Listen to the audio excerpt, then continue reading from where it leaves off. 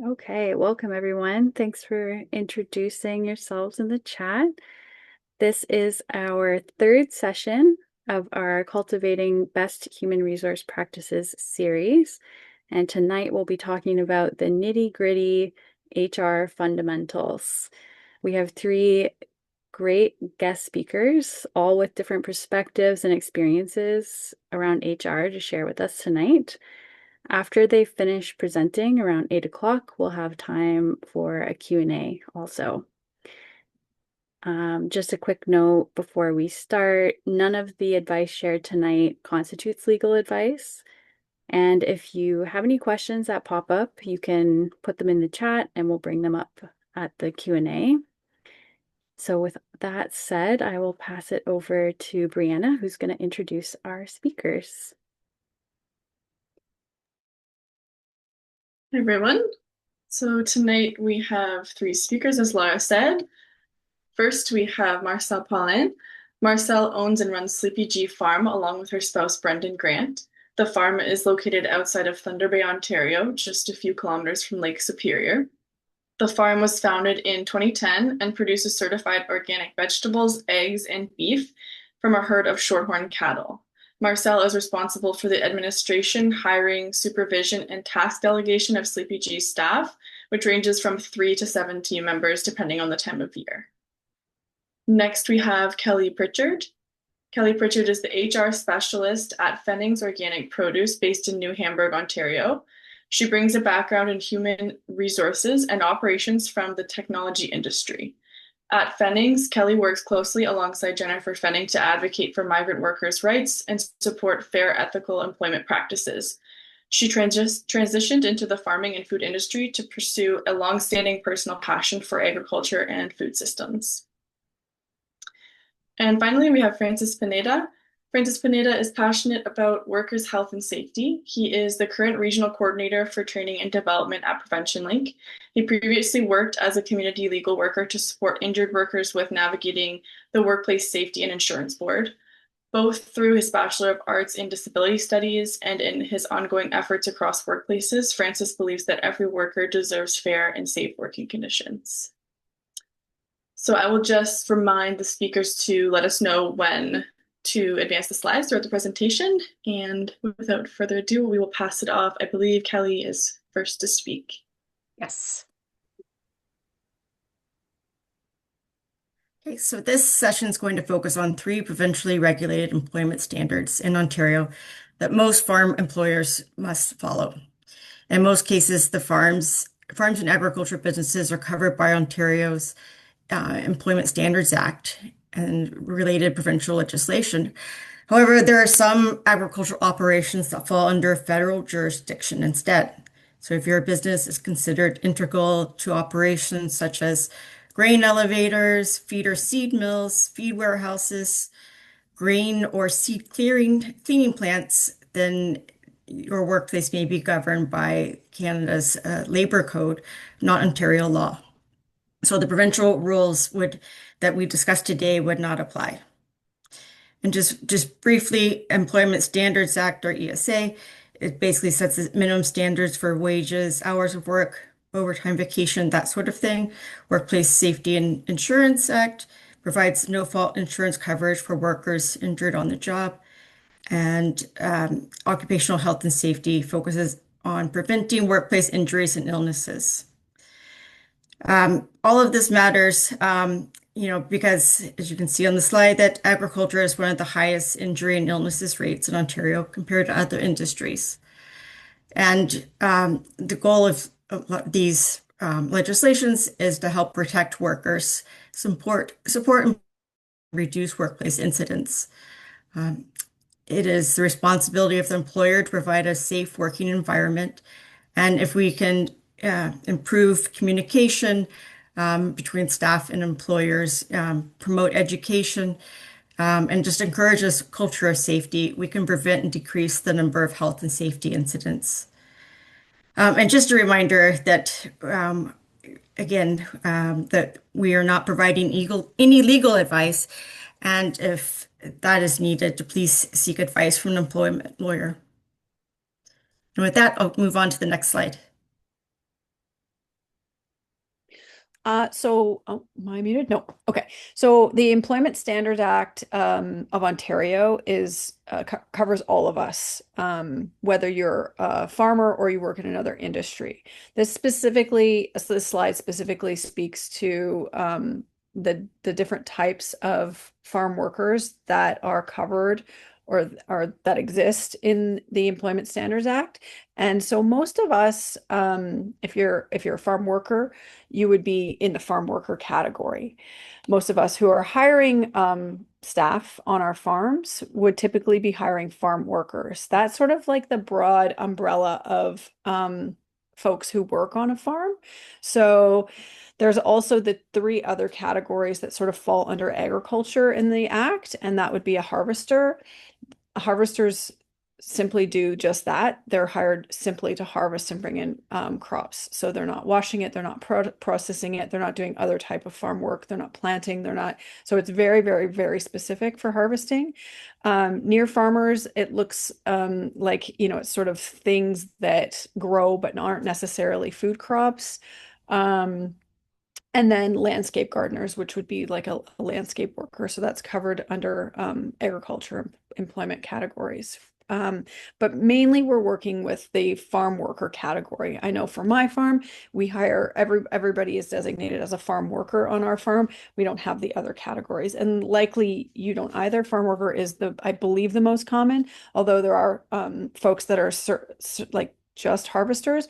And I think typically those are temporary foreign workers that come in just for a harvest period. We can move to the next slide. So as a farm worker or any of the other categories, there are exemptions from the Employment Standards Act of Ontario. So farm workers specifically, which is this is where it gets really sort of controversial and, in my mind, kind of crazy. But Ontario farm workers are denied basic labor rights and the right to form a union. But when we talk about the basic labor rights, you're going to maybe this already. But when we move to the next slide, you'll see that there's a bit of a chart and what people are exempt from in terms of labor laws. And it really is mind-boggling why we would exempt people from these specific things. So let's move on to the next slide. So farm workers, harvesters, and near farming are across the top, those of the columns. And you can see that farm workers specifically are denied the luxury or the right to minimum wage. They're denied sort of a maximum hours of work. So that could be 40 hours of work plus. So they could work 80 hours and that would be legal in Ontario still. Daily rest periods. So we're talking about breaks and unpaid lunch. That would be also denied to farm workers in Ontario. Time off between shifts. That means like literally rest time off or days off in between shifts. Weekly, bi-weekly rest periods, eating periods, which are sort of those daily rest periods, public holidays, denied the day off for the public holiday, which is, we work public holidays, so I don't know whether that's good or bad. It's just nice to be able to continue working. I work every day. And vacations with pay. So farm workers aren't actually entitled to that 4% vacation pay that every other worker is entitled to in Ontario, and 4% would be the minimum.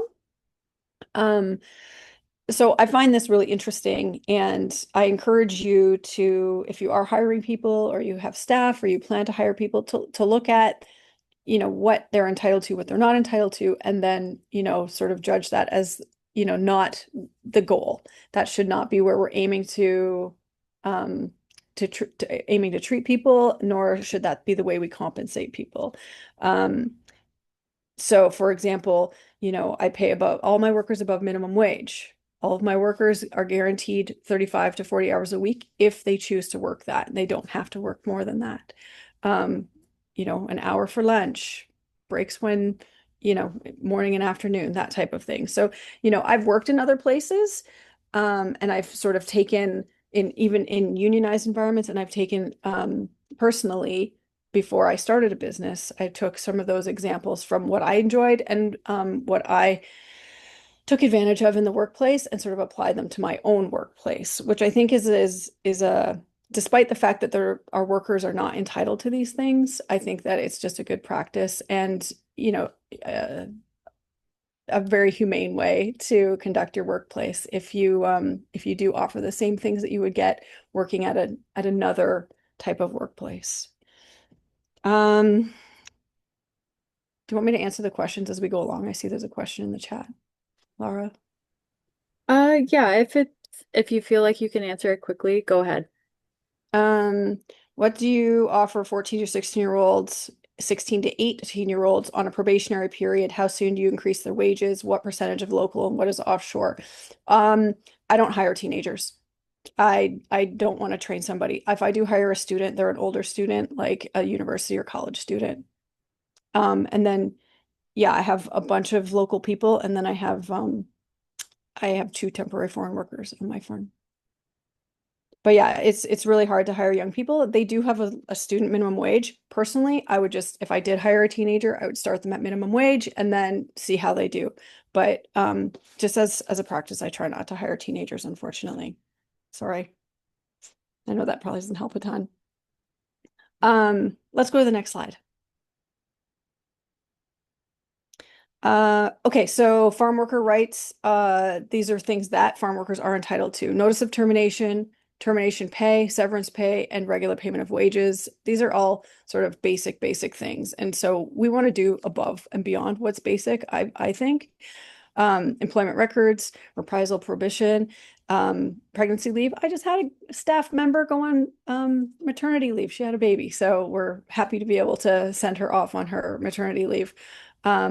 Unpaid leaves and pay equity. So pay equity being, equal work, equal pay, equal work, equal work, equal pay.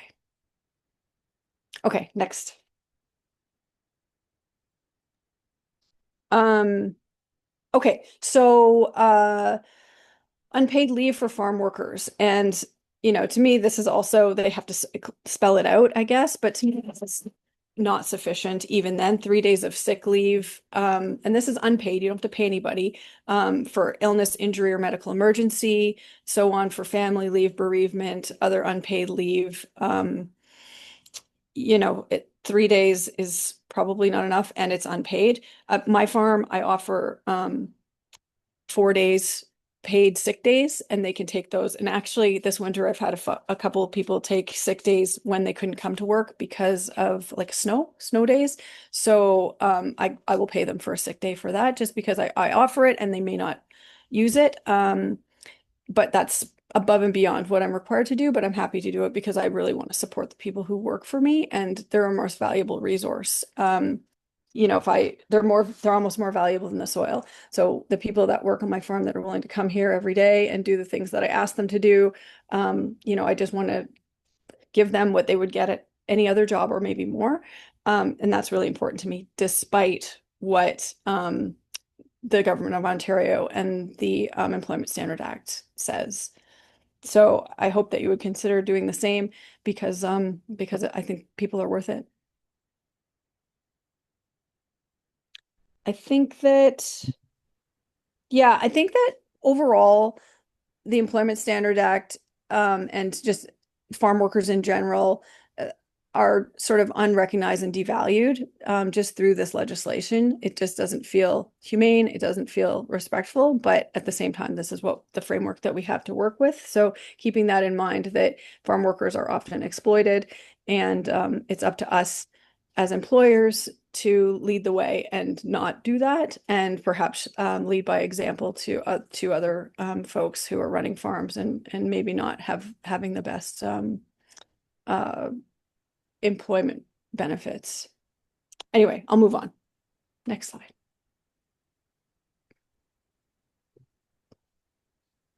Okay, health and safety. So the next, I think 4 to 5 slides will focus on health and safety. So as of 2006, farming operations became subject to OSHA, which is the Ontario Occupational Health and Safety Act. If I say OSHA, that's what I'm referring to. This includes workers employed in Ontario through one of the federal government temporary foreign worker program. It also includes unpaid co-op students, certain other learners, and trainees participating in a work placement in Ontario. Um, OSHA does not apply, or the Occupational Health and Safety Act does not apply to a farming operation operated by a self-employed person without paid workers. So you'd have paid workers for and follow the Occupational Health and Safety Act. So employers have the greatest responsibility for health and safety in the workplace and have a legal obligation to take every precaution reasonable in the workplace. Essentially, this is talking about the internal responsibility system, which is kind of like an underlying philosophy of the legislation. The foundation is that everyone in the workplace is responsible for his or her own safety and of course, their coworkers. Acts and regulations don't always impose or prescribe specific steps to take for compliance. Instead, it holds employers responsible for determining such steps to ensure that the health and safety of all workers. Again, this is kind of just like how you operate your farm. It's a philosophy. Legal compliance is essential. Farming operations with employees came under OSHA. So the act outlines the rights and duties for workers and employees. And this talks about like inspections and enforcement, compliance. A joint health and safety committee is required at a workplace at which 20 or more workers are regularly employed. Uh, a joint health and safety committee is required if there are fewer than 20 workers, but if there's designated substances in your workplace. So these substances are things like arsenic, asbestos, um, mercury, lead, um, and all of these substances are outlined in the Ontario regulation called designated substances. A lot of the stuff that I'll be referring to in my slides, actually probably everything, you can find in the Act. And I think Lara or folks from NFU sent out a bunch of resources. Uh, where was I? So the Act also talks about having your worker complete or your staff complete online awareness training. It is free, but it is mandatory for all of your workers.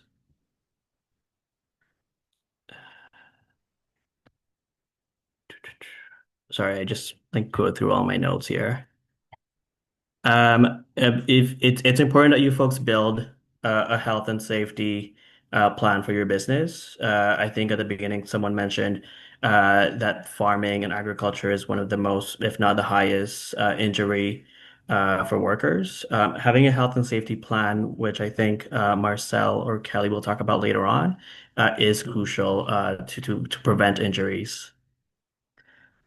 And lastly, proper training is an employer's responsibility, and proper operation is a worker's responsibility.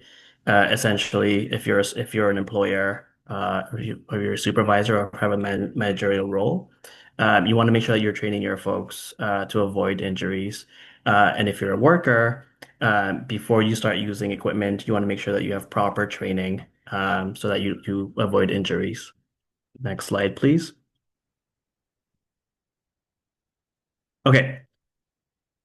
So under the Act, there are three rights of employees. They have the right to refuse, the right to know, and the right to participate. I won't go through in depth what all of them because they are quite long, but workers do have these rights, and they're all listed under the Act. If a worker does refuse unsafe work, there is a process that they have to follow if they do refuse unsafe work. They can't just say I'm working because it's unsafe. So they have to report to the employer or supervisor on duty. The employer must then do an investigation with any health and safety rep or health and safety committees. And it's important that the worker stays around the premises to answer any questions during the investigation. If the employer or the supervisor finds that there are grounds for unsafe work, then an inspector needs to be called in. During the inspection, the worker must remain in a safe place where they can still answer questions.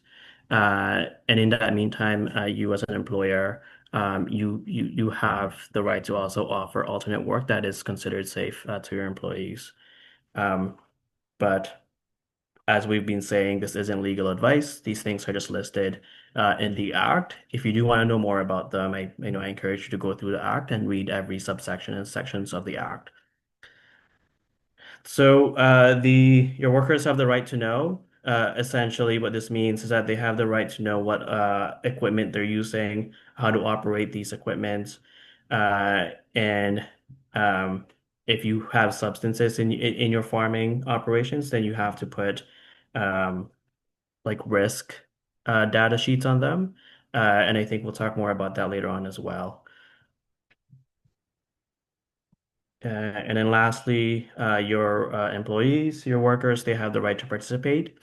Essentially, what this means is that workers have the right to participate in any health and safety um, format in your operation, so they can serve as a health and safety representative who isn't a manager.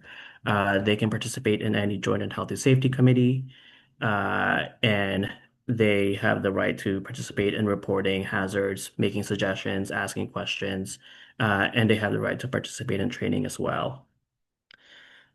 Workers have the responsibility to work in compliance with OSHA and regulations. Again, so the Occupational Health and Safety Act isn't just for employers, it's also for how your workers ought to act in the workplace. Next slide.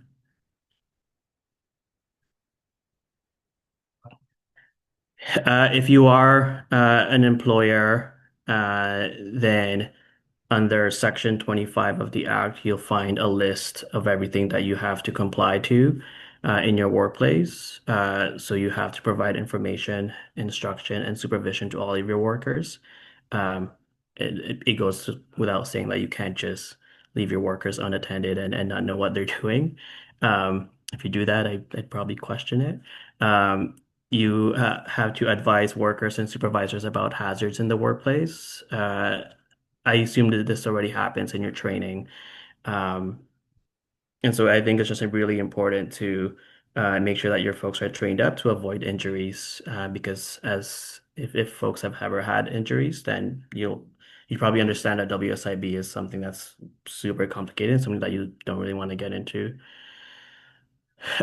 Notify the Ministry of Labor of workplace fatalities and critical injuries. This is found in Section 51 of the Act. Um, Again, if like knock on wood, I hope this never happens to anyone, but if there are critical injuries in the workplace, then you do have to notify the Ministry of Labor. And then the act also talks about what that process looks like and how to make sure that you're if there is a critical injury, that you're preserving any wreckage for, I guess, like legal purposes. You have to cooperate with the workplace joint health and safety committee or the worker health and safety representative. Um, this bullet isn't, like the joint health and safety committee will demand this or they want these things. You just have to make sure that you're resourcing the committee well and that if they do require information that you're helping them out. This is also listed in the act, so there is that legal obligation to make sure that you're supporting the committee. And then lastly, you want to take every precaution reasonable in the circumstances to protect workers. That goes without saying. Um, it's important that your workers feel protected so that they're doing that they feel included and that they're doing a good job in your farm. Next slide, please. Okay.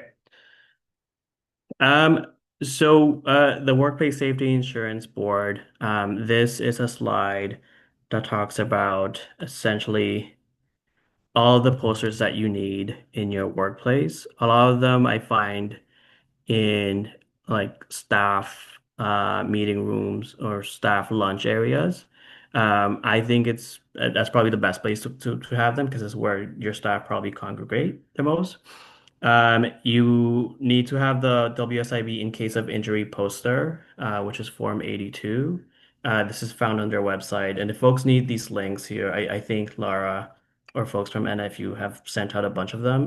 But if you do need them, or if you don't have them, you're welcome to just contact us and we can send them over. It's always good to have a health and safety policy statement in your workplace. I like seeing these things in like lunch areas. Under the Health and Safety Act, an employer must prepare and review at least annually a written occupational health and safety policy and maintain a program to implement that policy. If you have a workplace violence and harassment policy statement, this is listed in the act as well. You're going to want to put that policy up for your workers to see. JHSC stands for Joint Health and Safety Committee. Yeah, a quick Google, right on. Members list. So if you do have a joint health and safety committee, you probably want to put that list up so that your workers, your staff, they know who's in that committee, who they need to contact if anything does happen. First aid certificates, it's just useful information. Occupational Health and Safety Act, Green Book.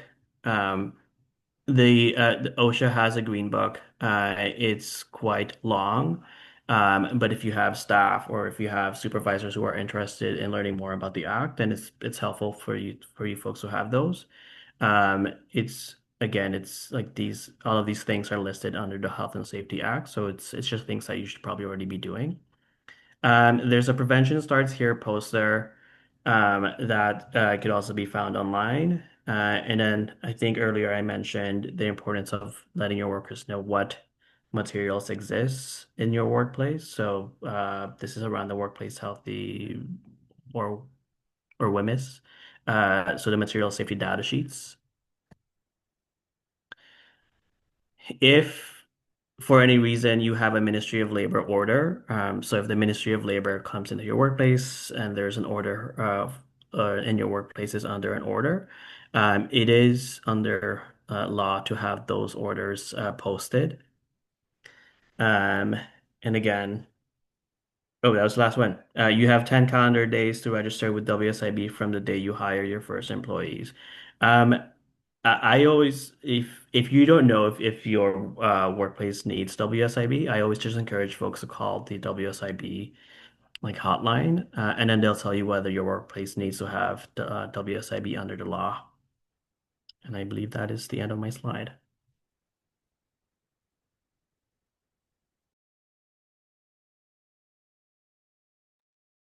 Took me a second to unmute. So building your health and safety plan, given the high risk of health and safety incidents in the farm industry, you want to do everything you can to reduce the risk and have a culture of safety. And part of that is building your health and safety plan.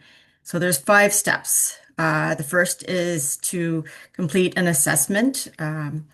As indicated on the slide, that there was a worksheet that was provided in the resource folder to use for this. And it's really just going through the workplace, looking at the conditions, the risks, and compliance gaps. The second step is to identify. You're looking for all hazards that could cause injury, illness, or unsafe situations. And then what's really important is to prioritize the risk based on severity and likelihood. Third is to plan. So it's developing policies and procedures and training plans and controls to address identified risks. You want to create a clear operating procedure for high-risk tasks and include emergency response plans for fire, medical, chemical spills. Also establish reporting procedures for incidents and near misses. 4 is follow through. So then it's all about implementing training, inspections, reportings, and corrective actions to ensure the plan is working. You want to ensure that all workers receive the mandatory health and safety training. and we offer specialized training for supervisors and people who use specific machinery, and if you have anyone that handles any chemicals. We also provide first aid training to all of our supervisors. And you want to promote a culture of ongoing awareness and learning.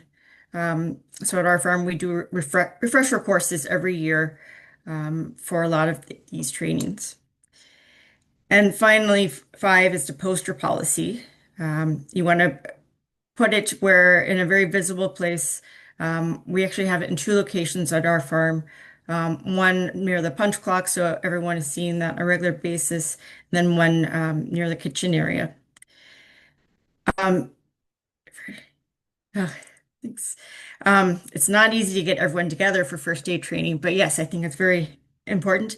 And then you need to keep this document living. So you need to be updating it on a regular basis, reviewing the policies and especially after any significant incidents and making changes as necessary.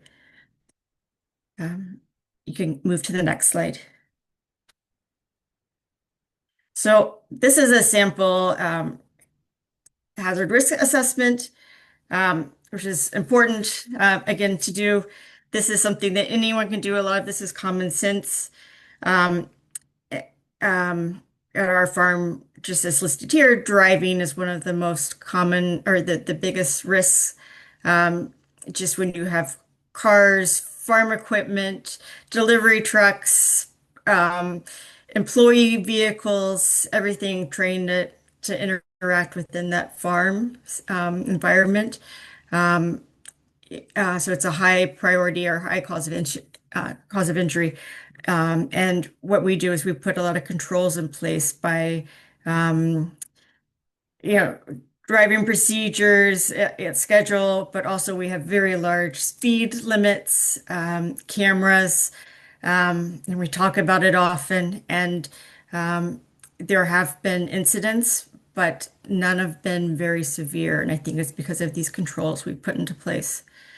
And we do monthly health and safety inspections through the Joint Health and Safety Committee, where we are always doing these risk assessments and making sure we have them all listed and the priority level, and then making sure that, like at the last column, the due date, that there is action happening and these are being resolved.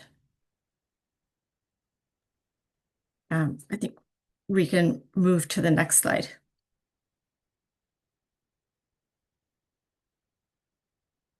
So health and safety action plan. So again, this is like the previous slide, very similar. It's identifying what needs to happen at the farm to make sure that we're reducing hazards, doing the due date and assigning who will complete it and the resources needed to complete this. We review these at our joint health and safety meetings and provide updates, and then we post these where we have all of our health and safety information at our farm so that these are visible and that other people can add to it if needed. So we're always making sure that we are ensuring the farm and all of our employees have try to make it as safe as possible. I think you can move to the next one. So joint health and safety. We mentioned a little bit of this before. 1 to 5 workers, you're not required to have a representative. 6 to 19, you're required to have one health and safety representative who is selected by the workers they represent.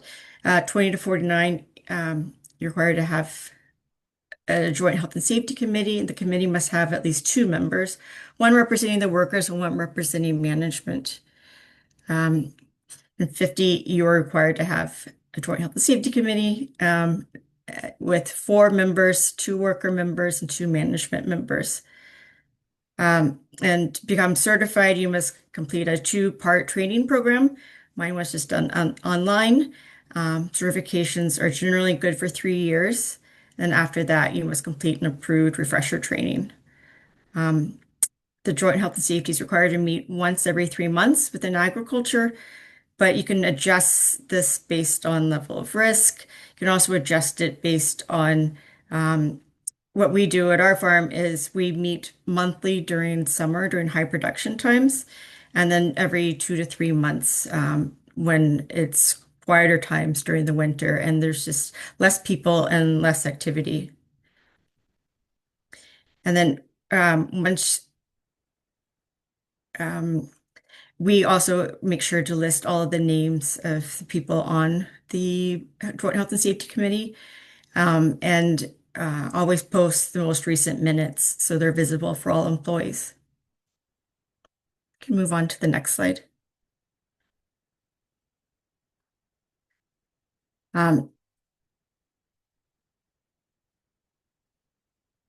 I mentioned some of this already, but monthly workplace inspection results, the joint health and safety minutes, all these things should be posted and available to all employees. The floor plan, evacuation plan, where all the fire extinguishers are located and emergency procedures. This is also in case there's ever an audit. You want to have, everything documented and available to show in case there's ever, an official coming through and looking at your procedures. As you want to putting things on paper is really important just in case there's ever an audit. You want to be covered. You can move to the next slide.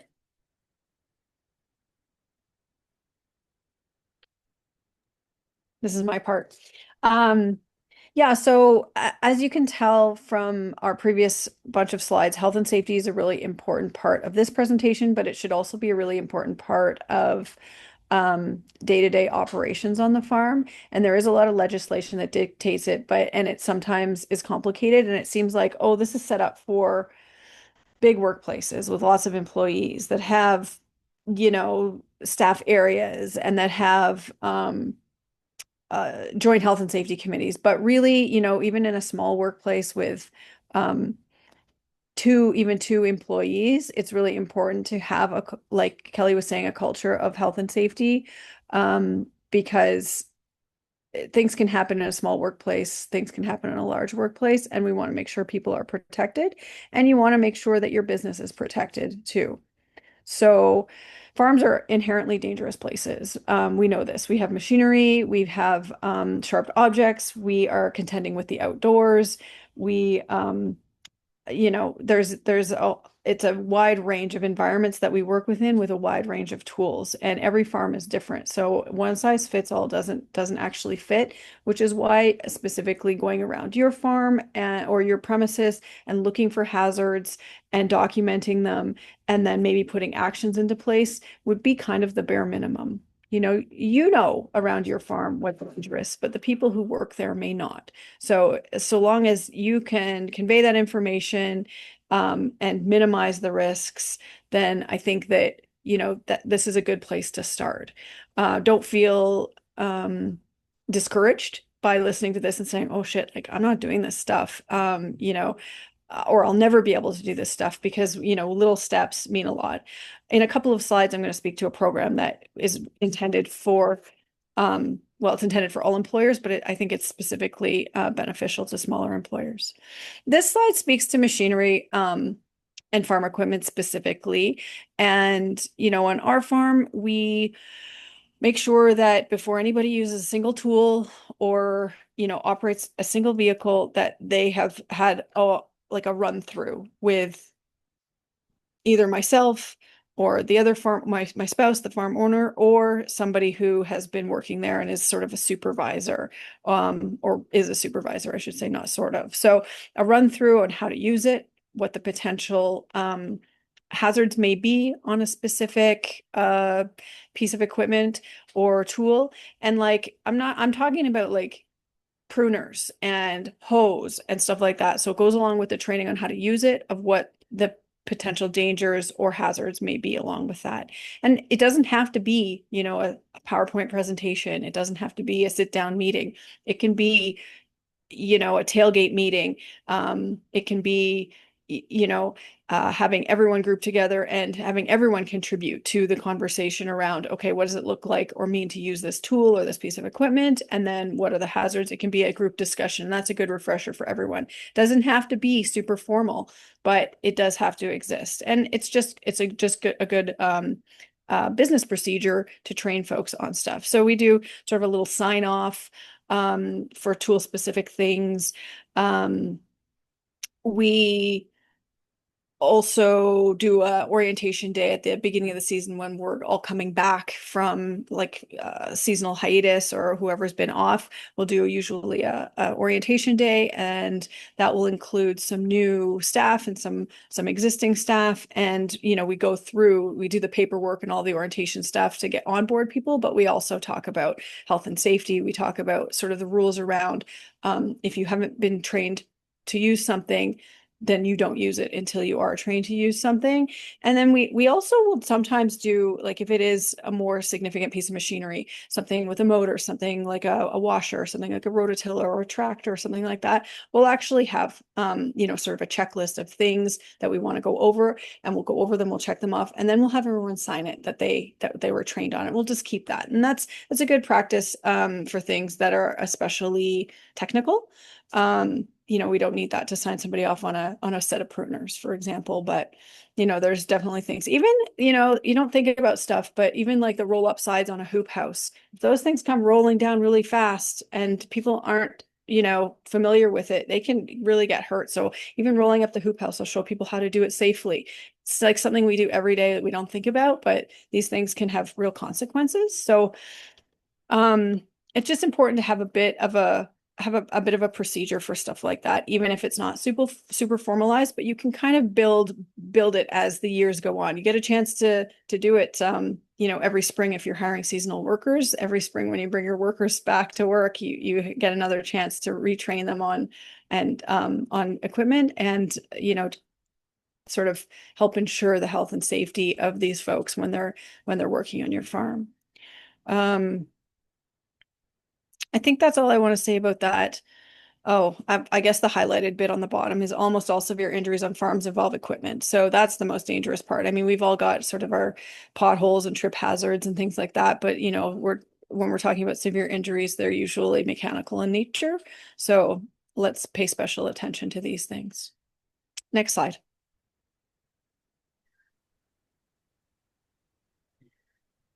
Okay. So if an injury does occur in your workplace, you need to fill out Form 7 from the WSIB. Essentially, Form 7 is one of the many forms within WSIB, and this is a form that I always encourage employers to just have as backup or printed. And you need to fill out the Form 7 when your employee gets injured and requires healthcare treatment. So if they get a paper cut, don't fill out a Form 7. You don't need it. But if their finger gets cut and they end up going to their family doctor or a walk-in clinic, you must report to the WSIB through the Form 7, and you have to do it within 3 days.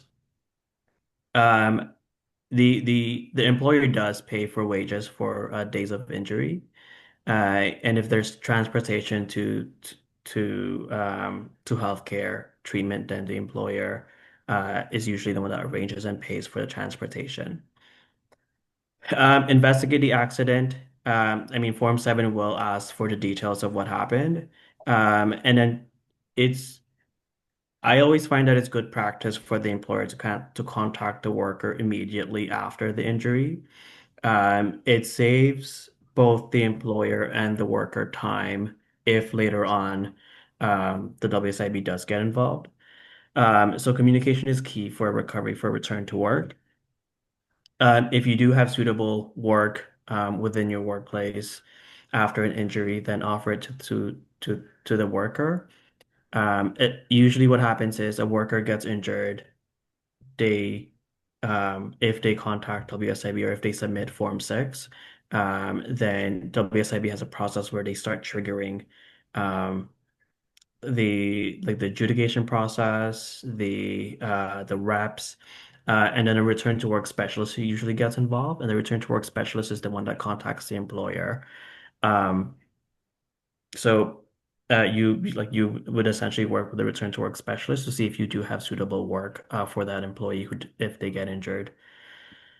And with the worker, you want to make sure that you're developing return to work plans.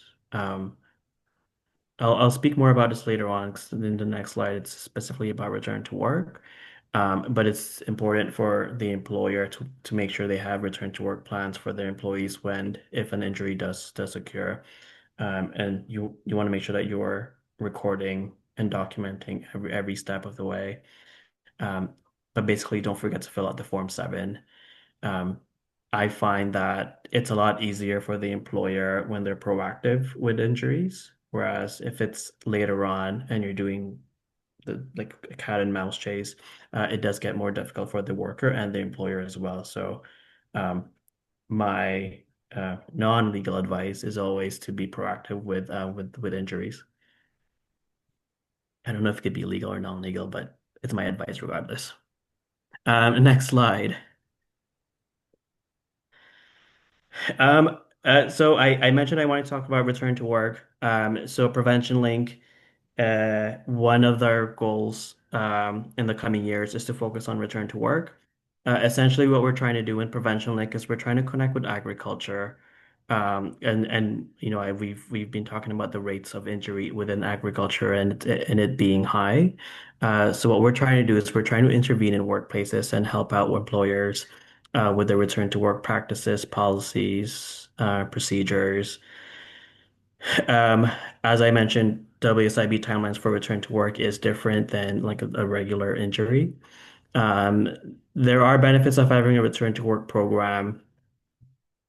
What we're seeing from Prevention Link is that when a worker gets injured, we're seeing re-injuries. So a worker gets injured, they go off work, they're on loss of earnings for a few days, a few weeks.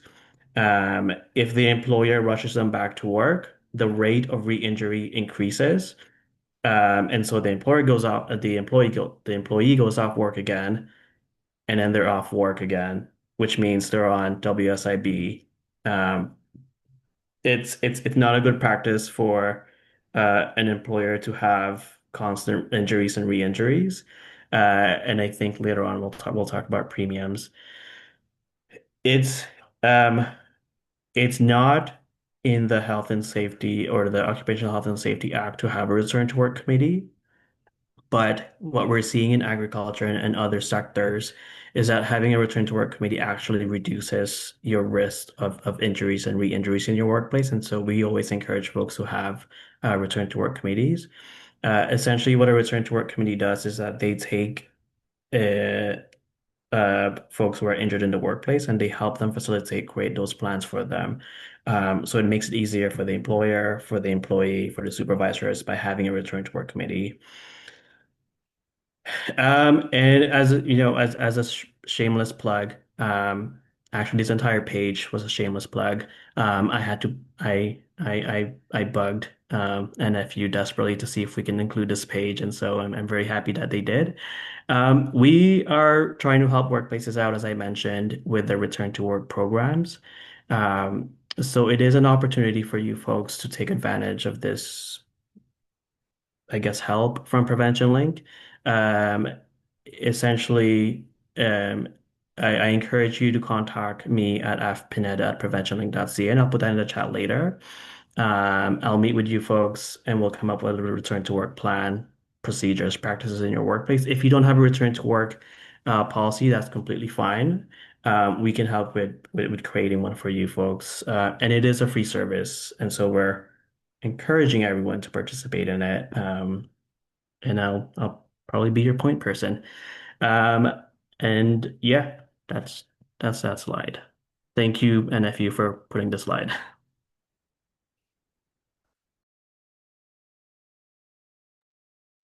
So climate hazards, and I saw that somebody had mentioned in the chat that they were interested in hearing more about health and safety with wildfire smoke and some of the things you can do with that regard. So currently in Ontario, there's no health and safety protocols addressing climate hazards. And when we're talking about climate hazards, we could be talking about extreme heat. I'm up in Northern Ontario, so we're talking about extreme cold, storms, air quality, thunder, lightning. But I think a lot of times we're talking about heat in this context. And then we're also talking about what we've been experiencing a lot in the past few years, or maybe even 10 years, is wildfire smoke from various locations. There's things that you can do and there's things that you can't do. So the things that you can't do is prevent these climate hazards because they're not within your control. So the things that you can do are around providing relief to folks who are experiencing these climate hazards. So your workers out in the field, for example, and then also have sort of the protocols, or we've got it listed here in the second column as policies or administrative controls that you can do. So to name some of the things that you can do is offer cool spaces for people to rest and get out of the heat. You can have people spend time working indoors during the hot part of the day. Given that indoors may be colder than outdoors, maybe cooler than outdoors, maybe not. Lots of water for folks to drink, offering, it says rehydration solution, even ice packs or ice would be helpful. And then any sort of PPE. So, folks shows up to work without a hat, that's something that you could provide. You could consider doing that. Or if we're talking about wildfire smoke, masks. So when it's really smoky, I wear a mask. There's a lot of particulate in the air, and I don't want to be breathing that in for various reasons. So you don't have to mandate a mask necessarily, but that might be something that people would choose to do, and might offer them an N95 mask to prevent the particulate. What can you do around policy for these guys? So, or these gals, these folks that work with you. Staff should be trained to recognize symptoms of, for example, heat stroke or shortness of breath, hypothermia, which is something that we could experience. We work this time of year not so much outdoors, but we work in refrigerated spaces, so that could be something too. You can check on air quality. You can check on the forecasts around temperatures and see what the work is going to be like tomorrow, for example, or later in the week. And if that's the case, you can load the work differently. You could start earlier in the morning when it's above a certain temperature. You could start you can plan not to work between the hours of 11 and 2, for example, if that's something that you can accommodate.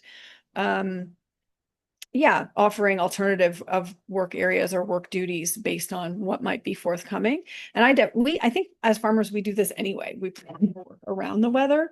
Whether it's going to be raining, we plan certain things. If it's going to be dry and windy, we plan other things, based on what we do. So I think that planning for this is not sort of outside of what we already do, but just taking into account that folks are out there in the environment, within the hazard environment all day long, and you might not be. So just based on what your work looks like. For example, my work isn't always based in the field, and oftentimes I can take a break whenever I want, but they can't. So mandating that if it's a really hot day, everybody takes a 10-minute break at the end of an hour. So at 10 o'clock, we take a break. At 11 o'clock, even if it's just a 5-minute rehydration break, that could be really meaningful and could prevent somebody from developing a heat-related injury or condition. So other things that would be helpful or you could do is have people work together. So partnering up, not having folks work on their own, where if they are experiencing something negative, then somebody else can notice them. So a bit of a buddy system. Having communication is really important. On our farm, we carry radios and we check in. So having a policy where you could check in with your crews or with people every hour or two would be a good practice, just to make sure everybody's fine. We have some really hot structures like hoop houses and greenhouses that are really hot to work in, and we avoid working in those in the afternoons, typically if it's sunny. So that would be another positive policy to keep people safe in these environments, and just checking in frequently. Don't leave the decision up to your staff of whether it's too hot to work. I think that, knowing what too hot to work is a good place for you to start. So if that's, I don't know, 30 degrees Celsius, 35, I'm not sure what that is. It doesn't get that hot where I am, but if it's smoky, we do get a lot of smoke here from wildfires.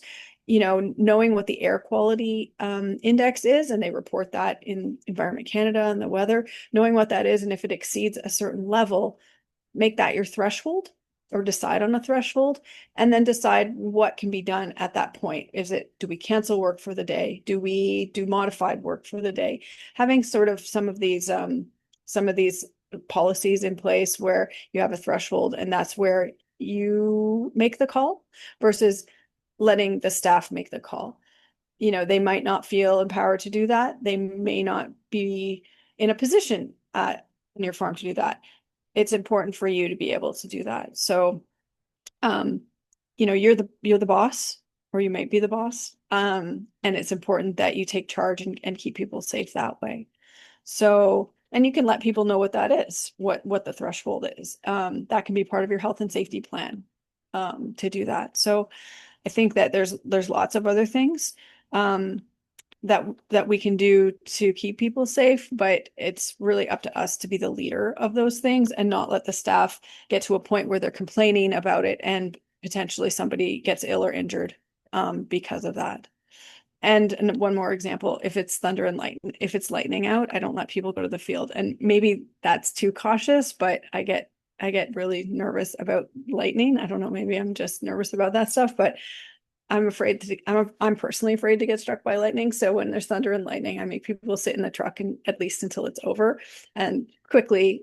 Usually thunderstorms are quick, but yeah, I'm particularly nervous about that. Does that, especially the person who asked about smoke, does anybody else or that person have, I can't see the chat right now. Does anybody have any questions about that, specifically about climate hazards or things that we can do about that? Hi, that was actually me that asked the question about smoke. I suppose thank you for that information. That's helpful. The only follow-up question would be like specific type of mask, because just a surgical mask, probably not sufficient. Any type of more intense air filtration, is the N95 enough? Do you have to invest in something a little bit more intense? But like those are some pretty fine particles. So I was just wondering if anybody else had implemented masking on their farms for workers, and if so, what threshold of filtration you're working with.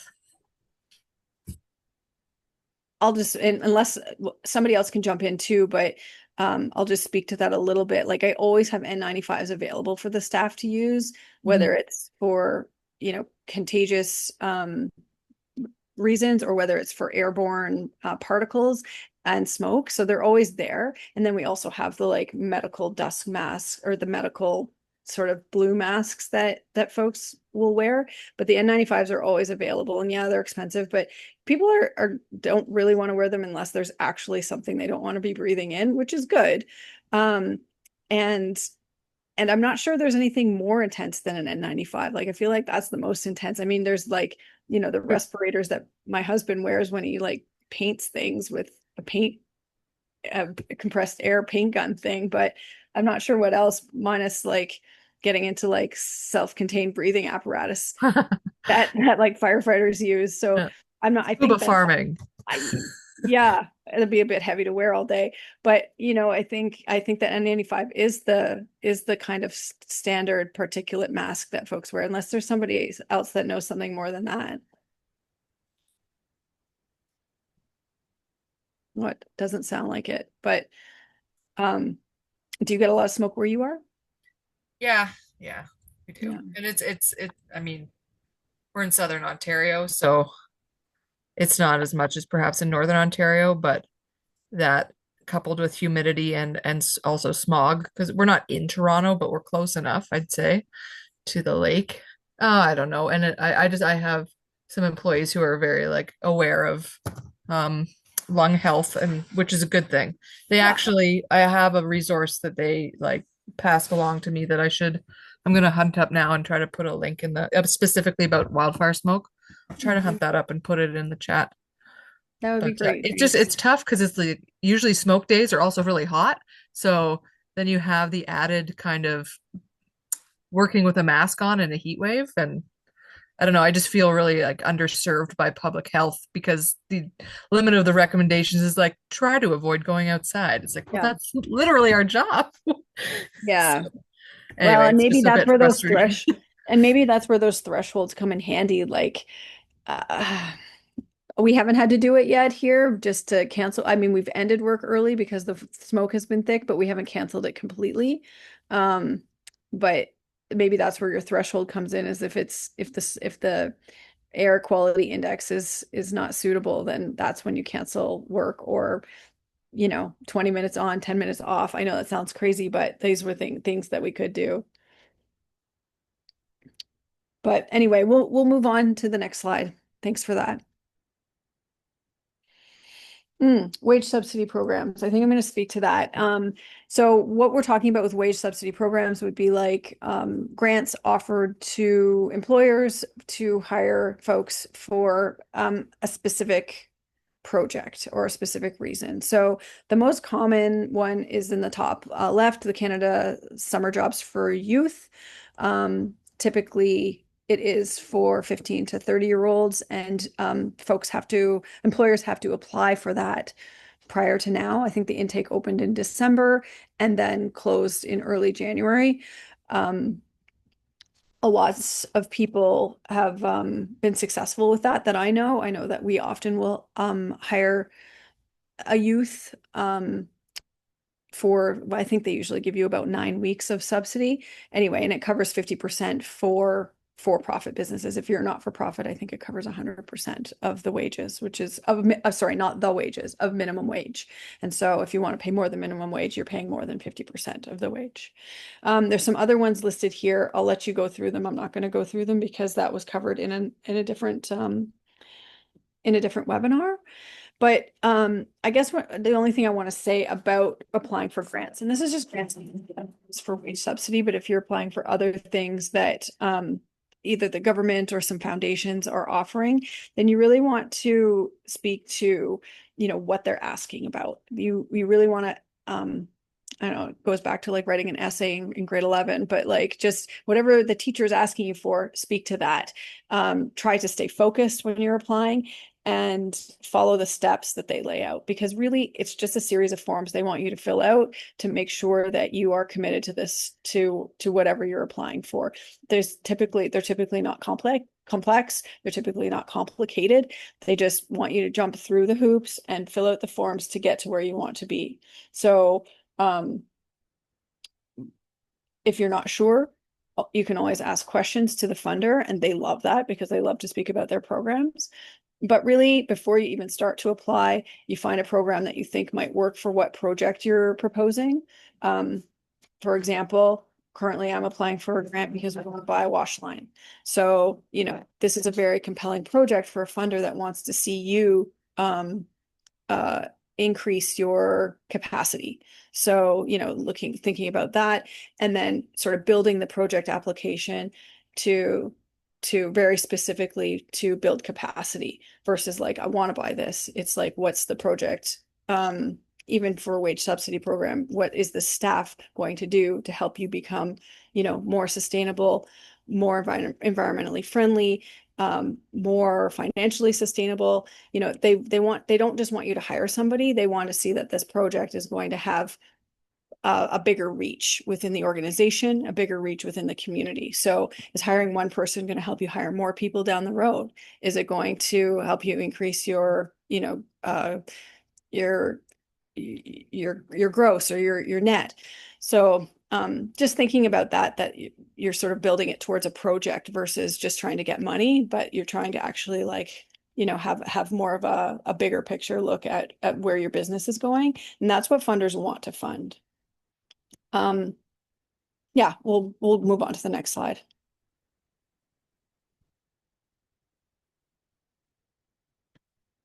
Oh, Health and Safety Excellence Program. This is something that I spoke briefly about earlier. And when Francis was speaking about WSIB and all of the things that we have to do to comply with WSIB, for example, you have to apply for, or you have to become a WSIB registrant within 3 days, or not 3 days, within, was it 2 weeks of hiring somebody? Is that what it was, Francis?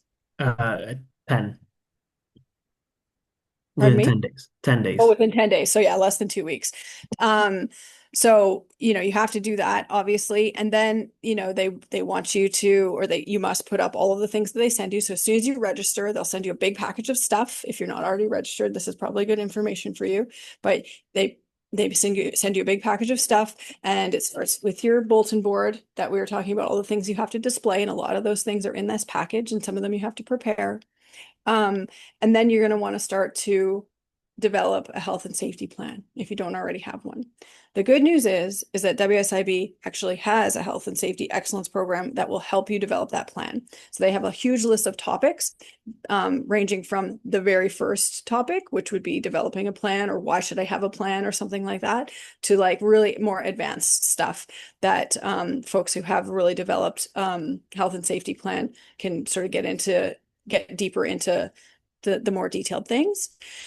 So if you register for this program with an organization that offers it, then you can receive $1,000 off of your premiums for every topic that you do. So let's say that you spend, I don't know, $3,000 a year to WSIB. I think that's somewhere what I spend. I pay WSIB on behalf of my employees, or for my employees, about $3,000 a year. If I did 3 topics, then I wouldn't have to pay any premiums. And the topics I don't think are very onerous through this program. So to find out more, the long and the short of it, to find out more, you just go to WSIB Health and Safety Excellence Program, and then you attend a webinar that's about 30 minutes long, 40 minutes long, and they tell you all about the program and what you can do to both improve your health and safety program, but also get a discount on your premiums, and then they'll hook you up with a provider. It does cost you a little bit of money, but you get $1,000 back for every topic that you do. So it balances out. So it's not totally free, but I think it is a good program. Yeah. And so everybody with at least one employee can participate in the excellence program. I don't have a ton more information about it, so I'm not saying don't ask me questions about it, but really you can go to that webinar and they'll give you all the information that you need to pursue that. And I think that would be a really good starting point if you're like, oh shit, I don't have a health and safety plan. I've got, a bunch of employees. I really should like clean up my act, not only for safety reasons, but also if you get audited. This would be a great place to start, because I think that in the end it wouldn't cost you any money, and you can actually save a bunch of money. So always a nice benefit. Next slide.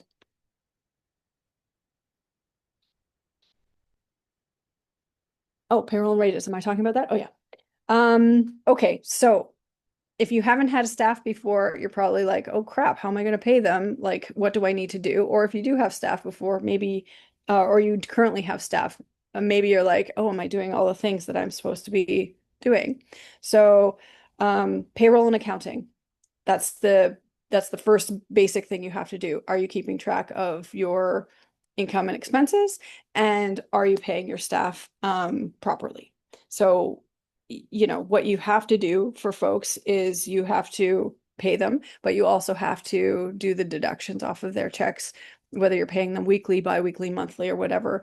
You need to take the deductions off of their gross earnings, and then you need to remit those to the government regularly.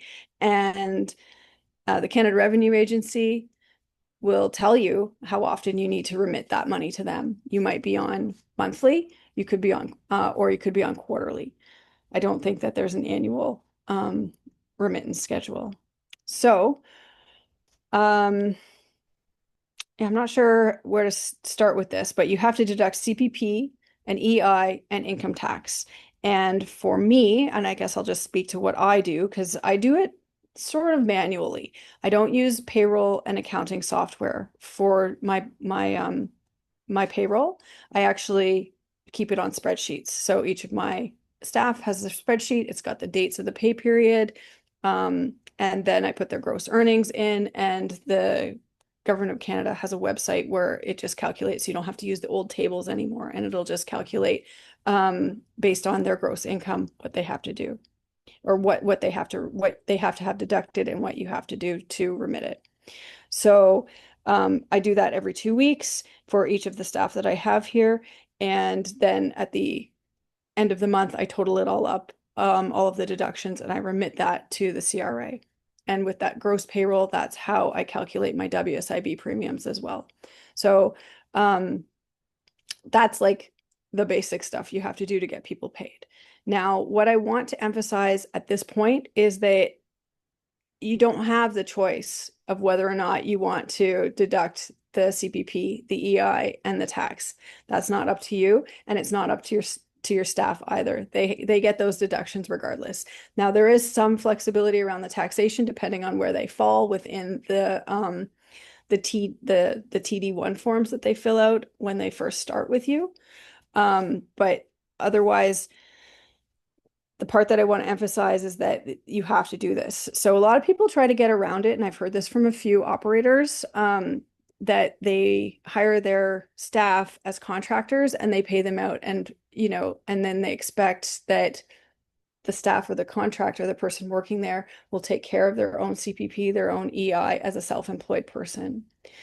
And so what I'm telling you now is that if those people are coming to work on your farm every day and they're using the things that you have on the farm to do the work, whether it's tools or equipment or facilities, they're not contractors. They work for you. So you can't just pay them, $200 a day and not take off any of those deductions. It's really important that it's illegal actually. So it's really important that you do it what you would call on the books.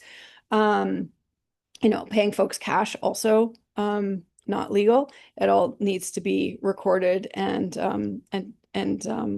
above board. So you're required to give your staff pay sheets every pay period. That needs to be something that dictates how many hours were worked, at what wage they were paid, and then all of the specific deductions that go along with that specific pay period, and then a cumulative sort of a year to date. So how many hours to date, and how much their gross earnings are to date, and have that all totaled up. And again, I just use spreadsheets for that, but a lot of folks will use their accounting software. A lot of them accounting softwares are really robust, or they get their bookkeeper to do it, which I should probably do sooner than later too. But right now I still manage all of the payroll. Just it's easy because I don't have a ton of folks working at the farm. So what else did I want to talk about? Timesheets. How do people keep track of their hours? We don't use an app. I've thought about it a few times. I've looked at it more than a few times of using an app and sort of have people clock in that way. And I'm going to ask Kelly after this what they use at their larger workplace. But for us, we just keep a clipboard or a binder, and everybody's hours are recorded there, the date, their start time, their end time, any sort of breaks that they had that exceed 30 minutes, anything below 30 minutes, I don't record. And then at the end of the pay period, I'll take the sheet. I ask the staff if they want to keep a copy of the timesheet of their hours to take a photograph of it, because they don't receive that back. I keep the timesheet, and I base the payroll off of that, the total number of hours. Kelly, what do you guys do at your farm for keeping track of hours? Yeah, so we use National Time. So it's electronic punch clock. So it scans people's face and records their time entry and when they leave that way. Just We find it really useful. We're still tracking people down on a weekly basis, people who either forget to punch out or sometimes say if you have a winter hat on or you're wearing glasses and you don't normally wear them, the punch clock won't read faces at times. But in general, it saves a lot of time and just it just makes the whole payroll process a little less manual. And it doesn't involve having to read someone's handwriting. Oh yeah. There's apps you can use too that people can clock themselves in from their phone when they arrive at work or from like a shared iPad. I've looked at a few of those and I just thought, you know what, this more technology doesn't mean better, but sometimes it can mean easier and sometimes not. Laura says that her farm she uses Google Sheets and have one for each employee to input their hours. And so that sounds like anybody can do that from their phone, which sounds easy and clean. And everybody knows how to use Google. Okay, well, that's great. One thing I want to mention are the TD1 forms. I mentioned them briefly a minute ago. These TD1 forms, the staff, there's a federal one and there's an Ontario one or provincial one, depending on what province you're in. And your staff have to fill those out pretty much their first day of work. That's sort of when you're onboarding someone. So I get them to fill out those TD1 forms. That's where they declare what sort of tax deductions they may have, and it tells you how much tax needs to be taken off of their biweekly or their pay.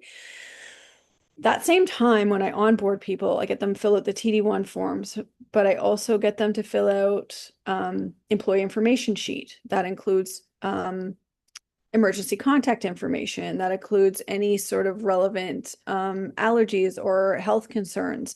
Not anything too private, and if it is private, we get them to put it in a sealed envelope. But it just is sort of part of their employee package, so that I have the information that I need in case there is an emergency or in case something happens. It also includes their payroll stuff. It also will include any sort of banking information. Just trying to think what else is in there. Social insurance number. So we keep those things locked up. That's in privacy and personal information. It's important that you keep that private and in a place where other people don't have access to it. And yeah, that will also act as your document for when you're doing records of employment or if you're doing T4s, which you'll have to do. So the end of the year, this time of year, actually employers are doing T4s. As an employer, you have to do a T4 return and it'll have all of your employees. It'll include their payroll information from the previous year. So 2025 is what we're working on right now. Getting all of those T4s out to folks so they can file their income tax. The deadline for that is end of February 28th. So it's coming up soon. If you haven't done your T4 return and you have folks that work for you now is a great time.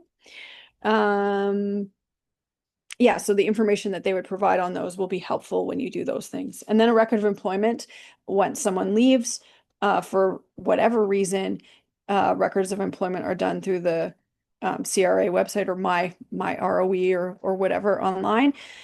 There's tons of these government portals that we have to be logging into regularly, but record of employment for folks that leave either permanently or temporarily. So you would submit that to the CRA or the government, and then I don't actually think you need to provide a copy to the staff anymore. I think that it's just provided to Service Canada, and they can take it from there.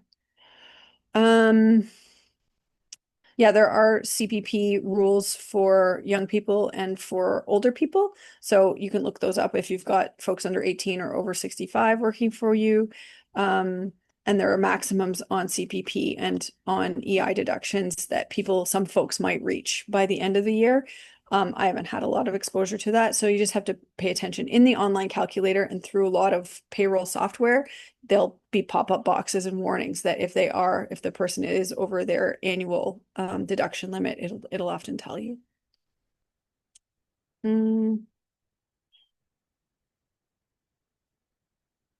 I think that's it. I think that's all I want to talk about for that. But oh, there is one little note here about living wage certification.